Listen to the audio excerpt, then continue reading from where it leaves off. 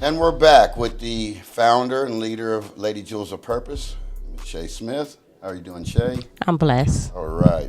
Got a few questions for you. Okay. And you know me and you, we tend to leak a little bit, so Yes. we're going to try to make it through this fair and square. You hear? Okay? I All try. right. All right. So first question, a little bit about background and inspiration. Can you share a bit with us about your background and what inspired you to start Lady Jewels of Purpose? Well, I grew up in the late 80s in New York City, later moved to Atlanta. I saw a lot, been through a lot, and finding as an older adult needing a support system, and I wanted to give girls a safe haven early on. Awesome. Okay. Next question would be, was there a pivotal moment or event that motivated you to create this nonprofit? Oh, yes, there was. I was in a really dark place in my life, mostly based on bad decision making. And I was invited to church by one of my board members, who is my sister. And I walked into those doors and I met my apostle, who is my apostle now. And he whispered in my ear, God know what you're going through and everything was going to be all right. And instantly, the weight that I walked in that church door was lifted. And I wanted these girls to have that same kind of faithful journey. When it comes to the vision and mission, what is the mission of Lady Jewels of Purpose? Our mission is to inspire, encourage, and to motivate each girl. And as they go through obstacles, give them the tools that they need in order to overcome those obstacles. And letting them know that God made them with greatness in mind. Each individually have their own gift, and finding that gift. How did you choose the name and what does it symbolize? How did I choose the name? First, I started out with it represent, which is a lady. A lady, you're a lady first. And then you're a jewel. You're precious. You're precious to God. You're precious. You are a young lady. You're precious. And then of purpose. We all have a purpose. Each girl has a purpose. And the symbolization came on the foundation of what we stand on, what has covered us, which is Christ, which is the cross. So that's the symbol. What specific communities or groups does your organization aim to serve? Oh, we serve a variety. First, we start out with the Princess Jewels. We start from 7 years old.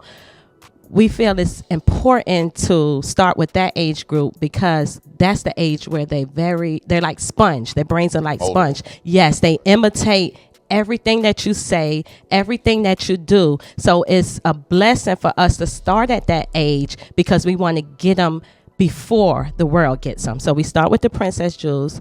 Our elderly, they carry so much wisdom, and sometimes they feel like the world has forgotten about them. So we try to make it our duty to go visit nursing home facilities, to take them gifts, to sing songs to them, let them know that they are still loved. And we also, our community, our teenage community, we have youth conferences, and also the underprivileged, the homeless. We have, we do Meals on Wheels, coat drives, clothing drives. The underprivileged, that's a very important part of the community that we support as well. Okay. Can you share an example of a project or initiative that has had significant impact for you? So many. I would have to say temple dedication. Temple dedication is a ceremony where we teach the girls, we do a Bible study and letting them know that their body is God's temple. So not only do we give them the tools they need to protect them from STDs, but we also teach them about soul tie. So when you decide to cross that bridge, not only are you opening to STDs, but you're opening to soul tithing. Soul tithing is real. Right. That lets you know if you decide to have sexual intercourse with somebody that is a gangbanger or that is has a problem with stealing, that spirit is now embedded in you. So when the girls to know they value and who they are and how it's such a beautiful thing to commit to God and your pureness. The temple dedication, we do a conference, a youth conference every year. It's Sons and Daughters of the King, and you have partnership with me as well with the Gentle Rocks, and we invite everybody near and far. They get to come showcase their gift. They get to give their testimonies. They get to ask questions and live in their truth without judgment, without miscommunication. If I say this, then somebody's going to think this. It's just like a full panel of just honesty and support. Wonderful. Let's go through some of the challenges and achievements. My next question will be, what have been some of the biggest challenges you faced in establishing and growing this nonprofit? The biggest challenges, first, what we do is not quote unquote popular. Right. You can't get teenagers to come and if you tell them, hey, this is a mentor group, we praise dance, we do community service, we have tutoring sessions. You can't get, most teenagers is not something that they want to interest in. So that affects our membership, that affects our community support. Financially has been a big challenge. It has been a big challenge, but when we started this, we built it on Galatians 6:9 that we will not get weary in well doing, because in due season we will reap the harvest. So standing on that when we lose our jobs, when we have a sick child, when we have to bury a loved one, we have to stand on that. No matter what, we got to keep going because the harvest is coming. So those are the challenges, because we take money out of our own pockets. It costs us over $30,000 a year to run this company. And I mentioned the cross is the logo. And when I was creating the logo, when I gave it to my artist, he said, be careful about putting the cross in there because it'll be hard for you to get funds. I didn't really understand the aspect of that until this year, till we've applied for multiple grants and we have not been able to get one. But let me tell you, that $30,000, that's God every year. So it's no way we will take the foundation of the reason why we here out of our logo, because we know in due season we will reap the harvest. You know, my grandmother used to give a quote, you have to decide whether you want to plant crops or plant trees. Crops are seasonal. It takes a little bit of time for the trees to bear fruit. Yes. Multitude of years. Yes, right? and it has to go through what you've a done lot is plant of a root to stages. a tree. Yes. Right. Yes. Amen. What milestones or accomplishments are you most proud of? Most proud of, okay, I have a list of those. Most proud of is when a parent say, not only did my daughter gain a sisterhood, I've gained a family. We have gained a family as a whole. So we don't just focus on the girls, we focus on the family aspect. Proud of, let's see, as I said, we face a lot of different challenges. Each one of us has buried a parent or very close loved one. Very close loved one. We have members that has lost their jobs, and when we get together, and that's real weary for me as a CEO, because I want them to know that what they're doing is not in vain. It's not lost. But I got a team that knows. We pray together. We understand. We support one another. So, and that's a beautiful thing. Like, when we get those denials from the grants, and then we say, "Oh, we're not gonna get weary and well doing." To hear that is just a blessing to know that we're all on the same page. And when those girls, when you see ages 7 to 18, get on that stage and they dance minister, and you see them cry because they have connected with God, there's no amount of money could compare to that type of reward. Right. And to hear them say, if it had not been for Lady Jules, I don't know where I want to be. And to hear the girl say, I want every girl to have this experience. And another one is the the community support.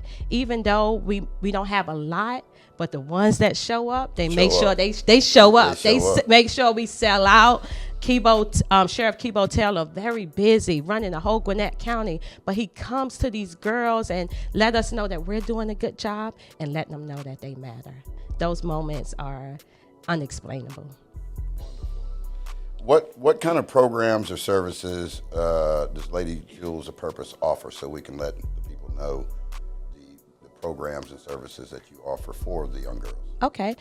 We run year round. We take no break off. We only take the August off so the girls can get focused for school. But we start out with etiquette because we feel like we have an etiquette course, because we feel like it's important. You need to know how to treat one another. You need to know how to carry yourself. You need to know how to have the proper attire. So we have etiquette course. We have community service because we are all here to serve. We have temple dedication where they dedicate their life to Christ. We have workshops. Everybody has different goals. Some want to do hair, some want to be a lawyer. So we try to make sure we hit on every career choice and do a workshop so they can get insight on it. We take trips. We take girls trips. We take where we just go bond. We go around the bonfire and we just talk about our journey. And there's one specific time where we let go something that has been holding us down, and we throw it in the fire, and it detaches from us. We celebrate. We have the conference, the youth conference. We have anniversaries. We celebrate Christmas. Yes, and we have tutoring program as well. Awesome. How do you measure the success of these programs? I measure the success from the tears from the girls, the growth that you hear from them. We keep up with an outline from where they started, from where they are, and the goals to where. And we also connect with the community, even their teachers. They have to fill out a form to tell us their insight on this person, and that lets them know if they can take us on a trip or not. Because I feel like we all connected. So you have to be a jewel. A jewel is just not when you come to Lady Jewels meeting. A jewel is in the home. The jewel is in the schoolhouse. The jewel is in your community. The jewel is in the church house. That is a way of life. Yeah. What lessons have you learned as a leader and founder of Lady Jewels? Lessons I have learned that when you're the leader, you have to separate your emotional feelings, and you have to be stern on leadership, because people are trusting you to lead them, and you're leading. Not only you're asking board members to invest in something, their time, their energy, and their money. So I can't be wavering in my decision making. People are trusting me with their children, their most precious gift. So I can't be wavering, and the heart can be a fool sometimes. So I have to understand that you have to be stern, and you have to stand on what is going to be. Awesome. The big question is, how do you balance the personal and professional demands of running Lady Jewels? How do I balance? I'm going to say this. A few years ago, I looked at a doctor in his eyes, and my loved one was there, and all my loved ones was there, and he said, you may want to get your business in order, because there is a big chance that you won't make it out of this delivery, you or your daughter. And I went through and I felt the presence of God inside that operation room. And after it was done, it was my birthday, and I sat in the hospital bed and I said, God, why did you save my life? He said, because you have a purpose. And each one of those girls, I see myself in. And I get a second chance to pour into what I lacked. So knowing that that's not wavering, no matter what I go through. I've had fires, floods, sick children. my family and my foundation and my team know that faith is not wavering.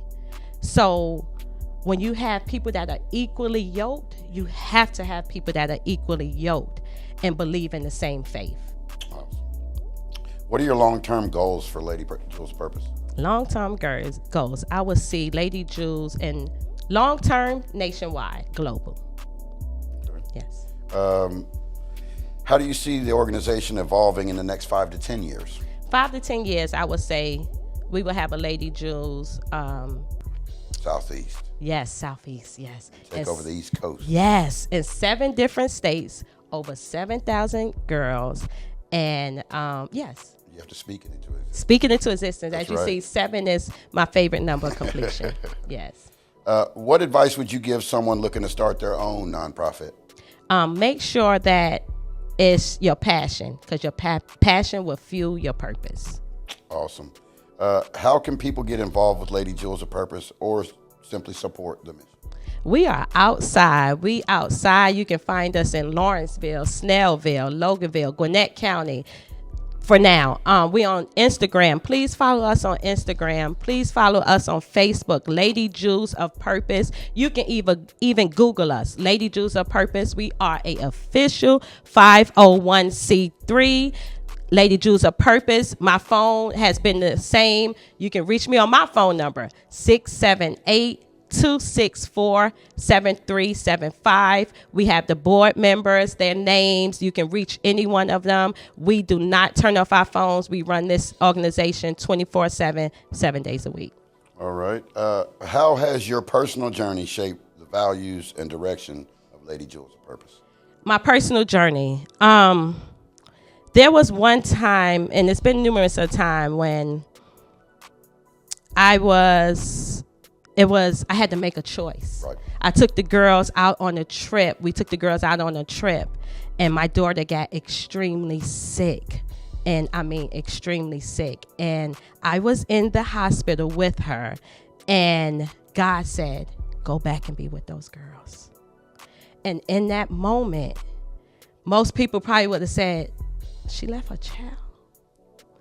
But God told me, what you're doing right now, or what you're doing long term, this is what I saved your life for.